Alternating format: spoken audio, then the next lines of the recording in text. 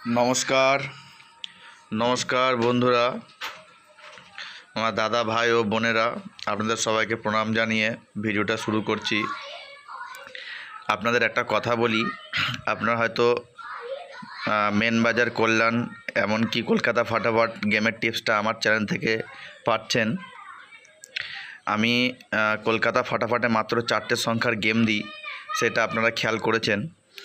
রেগুলারই 4টে সংখ্যায় গেম দেওয়া থাকে কলকাতা ফাটাফাটে, আর আমার 4টে সংখ্যার গেম পাসও করে ভালো। তা তোমাদের একটা ভালো কথা বলি, বুঝতে পারবে এইটা কোনো টিপসের ভিডিও নয়, জাস্ট আমার কথাগুলো একটু ভালো করে শুনবে তোমরা। দেখো, যে কোনো গেম, সে কলকাতা ফাটাফাট গেম বলো বা মেন বাজার বলো, আর তা না হলে যদি কল্যাণ বলো, যে কোনো গেম নিয়ম মাফিকই খেলা হয়, ঠিক আছে? একটা নিয়ম ধরেই চলে, কিন্তু সেই নিয়মটা কখন আলটিপাল্টি হয় জানো?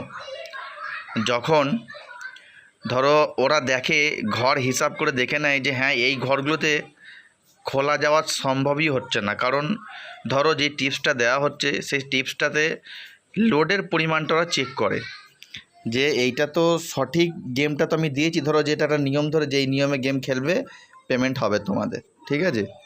এবার কথা হচ্ছে, সঠিকভাবে যখন গেমটা দেওয়া আছে, এবার ধরো সেই গেমে রেগুলার গেম পাস করে বলে কেউ কেউ বড় বড় টাকা মেরে দেয়। এবার ধরো গেমের টিপসটা ধরো 200-300 লোকও যদি একই জায়গায় গিয়ে টাকাটা খেলে, তখন কি হয়, সেই জায়গায় ধরুন কথায় বলছি, ধরো দেখা যাচ্ছে তোমরা হয়তো সবাই মিলে এদিক ওদিক করে হয়তো বড় টাকা দেখতে দেখতে হয়ে গেছে। তা সেইখানে সেই ঘরটা খুললে তারা দেখে যে এই ঘরটা খুললে আমাদের পকেট থেকে প্রচুর টাকা দিতে হবে পাবলিককে, যার জন্য তারা কিন্তু সেই ঘরটা খোলার সুযোগ খুঁজে পায় না। কেন পায় না? কারণ যদি আপনারাই মালিক হন, আপনারাও ধরুন একটা নিয়মেই খেলান, কিন্তু আপনারা দেখছেন যে এই ঘরের উপরে বেশ করে ভালো টাকা লাগানো হয়েছে, তা সেই ঘরগুলো আর খোলা যাচ্ছে না, তারা তখন আর ঘর খুলতে পারবে না, কারণ লস হবে।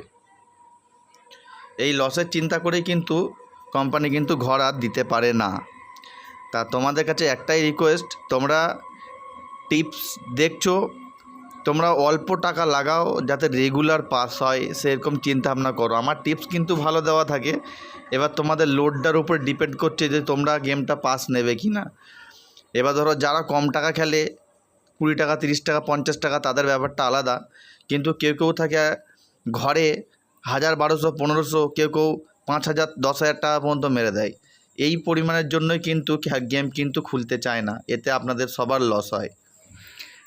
আর একটা জিনিস তোমাদের বলি, ভিডিও গেম যখনই খেলা দেবে লাস্টের দিকে খেলা দেবে, একদম লাস্টের দিকে, সময় সময় একদম খেলা দেবে না, প্রত্যেকটা টাইম টেবিল দেখে নেবে কত পর্যন্ত খেলা নেয়, একদম লাস্টের দিকে খেলা দেবে।